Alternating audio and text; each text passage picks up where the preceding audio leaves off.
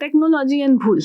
Okay. Cyber વાળા ડોમેનમાં human intelligence ઓછું કામ આવે છે. પણ ભૂલ થતી જ હોય છે, કોઈને કોઈ વ્યક્તિ ભૂલ તો આપણે કરતો કહીએ જ ને હોય. ડિજિટલ ફૂટપ્રિન્ટ, તો Right. ક્યાંક ને ક્યાંક ડિજિટલ ફૂટપ્રિન્ટ રહી જ જાય છે, કોઈ બરાબર કેટલું છે. પણ સ્માર્ટ હોય. ઓકે. રાઈટ. તો એ ઇન્વેસ્ટિગેશનમાં જ એ છે કે આપણે કેટલી એમાં મહેનત કરીએ કે કેટલું આગળ વધતો હોય છે, તો એમાં એ મળી જતું હોય. કોઈ એક કેસ એવો તમે શેર કરવા માંગતા હો કે જેમાં છેક સુધી એવું ક્રિમિનલને લાગ્યું હોય કે હું જીતી ગયો, જી. પણ એક એની નાની ભૂલે આખી બાજી પલટી દીધી હોય ને પોલીસે કેસ ક્રેક કરી દીધો. ભૂલ તો નહીં કહીશ, પણ જે બોમ્બ થ્રેટના ઈમેલ્સ આવતા હતા. હા, Yes. એની પર જી. થોડીક વાત કરો તો મેડમ. એક જે કેસ હતું એમાં એક મહિલા જ મોકલતા હતા, અને એમાં જે ઇમિજિએટ આપણે જોઈએ તો એમાં અમને બહુ સક્સેસ નહોતી મળતી, બિકોઝ એમાં કંઈ લીડ એવી મળતી નહોતી, અને Okay. ઓલમોસ્ટ 12 રાજ્યોમાં 22થી વધારે ઈમેલ્સ એમને કર્યા હતા, ખાસ કરીને હા. સ્ટેડિયમમાં, હોસ્પિટલમાં, કે બોમ્બથી ઉડાવવા માટેની ધમકી, બધા મેલ્સ કર્યા હતા.